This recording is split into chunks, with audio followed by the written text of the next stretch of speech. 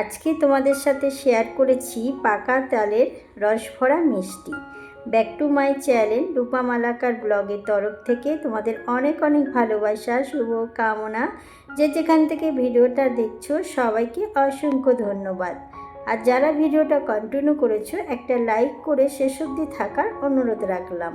এখন তালের সিজন, বাজারে ভালোই তাল উঠে গেছে। তোমরা অবশ্যই পাকা তাল নিয়ে এসে এভাবে মিষ্টি বানিয়ে দেখবে। এই পাকা তালের মিষ্টির স্বাদ কিন্তু তোমরা ভুলবে না। এখন তালটা আমি এইভাবে ছাড়িয়ে নিচ্ছি। যারা নতুন বন্ধুরা আমার ভিডিওটা কন্টিনিউ করেছো, প্লিজ একটা সাবস্ক্রাইব করে আমার পাশে থেকো। আমি অবশ্যই তোমাদের পাশে আছি।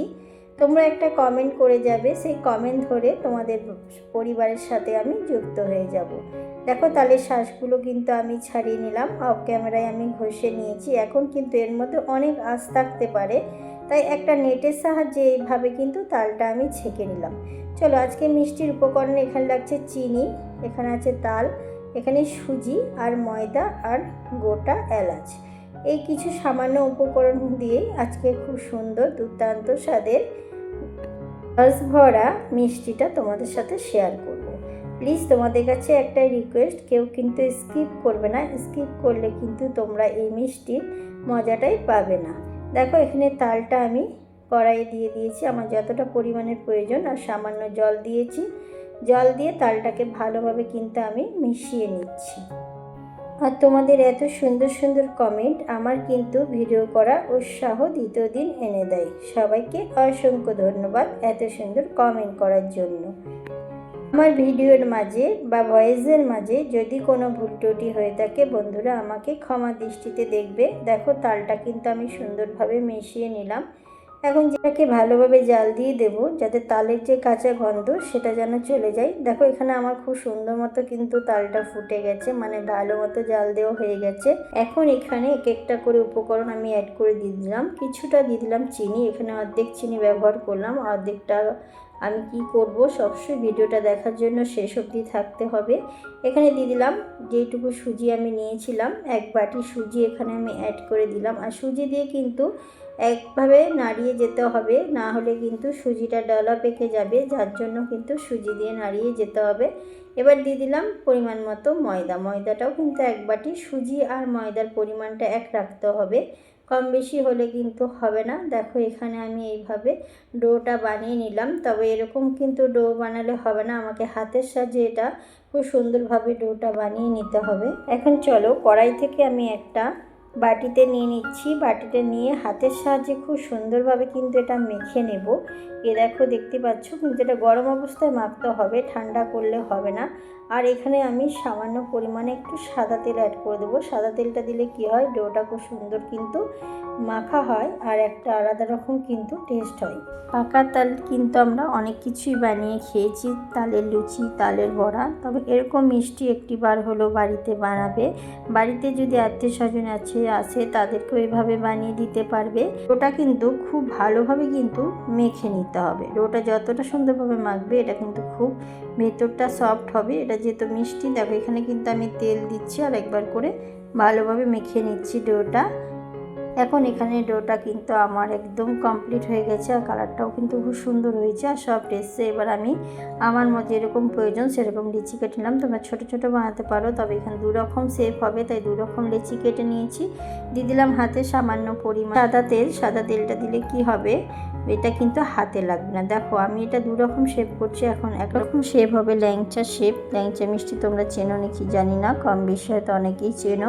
তাই দুরকম শেপ কিন্তু আমি বানিয়ে নেব। এখানে কিন্তু এখন আমি আমার যতগুলো প্রয়োজন আমি ততগুলো কিন্তু বানিয়েছি। তোমরা অবশ্যই যদি এটা বেশি পরিমাণে বানাতে চাও তো সব কিছুই 2 বাটি ব্যবহার করবে। এখানে 2 বাটি সুজি, 2 বাটি ময়দা আর তালের মিশ্রণটাও 2 বাটি ব্যবহার করবে। দেখো এখানে দুরকম শেপ কিন্তু আমার বানানো হয়ে গেছে, তোমাদের সাথে শেয়ার করে নিয়েছি। তবে বন্ধুরা মিষ্টিটা এতটাই মজাদার হয় যে একবার বানালে বারবার খেতে মন চাইবে। একটা খেলে মনে হবে 10টা খাই, একটা খেয়ে কিন্তু মন একদম ভরবে না। তোমরা একটি বার বাড়িতে বানালেই বুঝতে পারবে যে এই মিষ্টির স্বাদ কতটা। চলো এবার এগুলো আমার যেরকম মিষ্টির প্রয়োজন, চলো এবার বানিয়ে নিই। বসিয়ে দিলাম কড়াইয়ে তেলে দিয়ে দিলাম। এবার আমার যে মিষ্টিগুলো বানিয়ে রেখেছি এগুলো কিন্তু এখন ফ্রাই করে নেব।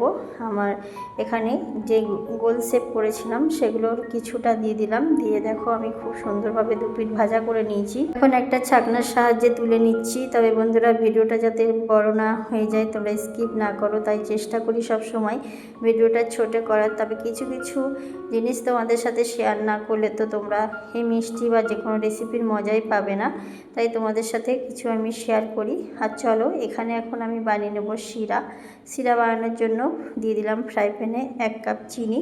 আর 1 কাপ চিনি তার সঙ্গে কিন্তু দিতে হবে 1 কাপ জল। যতটা চিনি দেবে ততটাই কিন্তু জল দেবে। এখন চিনি আর জলটা আমি খুব ভালো নাড়িয়ে চালিয়ে শিরা বানিয়ে নেব। এটা যখন চিনিটা গলে যাবে তখন দেখবে খুব সুন্দর একটা শিরা চলে আসবে। আমি এদিকে এখন এগুলো ভাজা করছি আর একদিকে শিরা বানিয়ে নিচ্ছি। আর দিয়ে দিলাম 2 এলাচ, 2-3টে এলাচ দিলে খুব সুন্দর একটা ভালো সেন্ট আসে। আর একটা তোমাদের সাথে আজকে ভালো জিনিস শেয়ার করব, একটা টিপস। তোমরা অবশ্যই এই ভিডিওটায় যদি এই অবধি এসে থাকো তাহলে তোমরা এই টিপসটা তোমাদের অনেকটা কাজে লাগবে। যদি স্কিপ না করে থাকো তবে তোমরা আমাকে জানাবে এই টিপসটা তোমাদের কাছে কেমন লাগলো। তোমরা বাড়িতে এই টিপসটা অবশ্যই ফলো করবে। যখন তোমরা শিরা বানাবে সামান্য একটু দুধ দেবে। দুধ দিলে কি হয়, চিনির যে একটা নোংরা সেটা দেখবে ভালো করে কিন্তু ভেসে এসছে। দেখো বন্ধুরা তোমরা বুঝতেই পারছো শিরার উপরে কীরকমভাবে একটা সাদা লেয়ার এসছে, এটা কিন্তু চিনির নোংরা, যেটা আমরা শিরা বানালে কিন্তু আমাদের এই লেয়ারটা আসে না। এখন দেখো একটা চামচের সাহায্যে আমি তুলে নিচ্ছি। তবে চামচের সাহায্যে সেরকম ভালো তোলা হচ্ছিল না, তাই একটা ছাকনার সাহায্যে অফ ক্যামেরা আমি ছেঁকে নিয়েছি। দেখো এবার আমার ভেজে রাখা মিষ্টিগুলো এবার শিরার মধ্যে আমি চুবিয়ে দেব। শিরার মধ্যে চুবিয়ে দিলে কি হবে, মিষ্টিটার ভেতরে রসটা কিন্তু খুব ভালো মতো চিতে রসটা টেনে নেবে। আর এটা কিন্তু 30 মিনিটের জন্য শিরাতে চুবিয়ে রেখে দিতে হবে একটা ঢাকনার সাহায্যে ঢাকা দিয়ে। 30 মিনিট পর দেখবে এটা কতটা সুন্দর হয়েছে। তবে কিছুক্ষণ পর ফিরে এলাম, আমি মিষ্টিটা একটু উল্টে পাল্টে দিলাম যাতে রসটা খুব ভালো মতো দু পিঠ ভালো মতো রসটা টেনে নেয়, তাই এভাবে উল্টিয়ে দিলাম। বন্ধুরা কেমন লাগছে তোমরা অবশ্যই একটা কমেন্ট বক্সে জানাবে। তোমরা তো অনেকে তালের বড়া বানিয়ে খেয়েছো, তবে একটিবার এরকম মিষ্টি বানিয়ে খাবে। বাড়ির বাচ্চা থেকে বড় সবার কাছে এতটাই প্রিয় হয়ে যাবে যে দ্বিতীয় দিন বানানোর জন্য তোমাদের কাছে রিকোয়েস্ট করবে। এখন দেখো এটা কিন্তু আবার আমি ঢাকা দিয়ে রেখে দিলাম। ঢাকা দেওয়ার পর আবার কিছুক্ষণ পর ফিরে এলাম। দেখো বন্ধুরা কতটা নরম হয়ে গেছে। এখন আমি আরও কিছুক্ষণ পর, এটা কিন্তু 30 মিনিট হয়নি, আমি 10-15 মিনিট পর পর এসে মিষ্টিটা চেক করছি আর একটু করে উল্টে দিচ্ছি। এখন দেখো বন্ধুরা শিরা থেকে মিষ্টিটা আমি তুলে নিচ্ছি।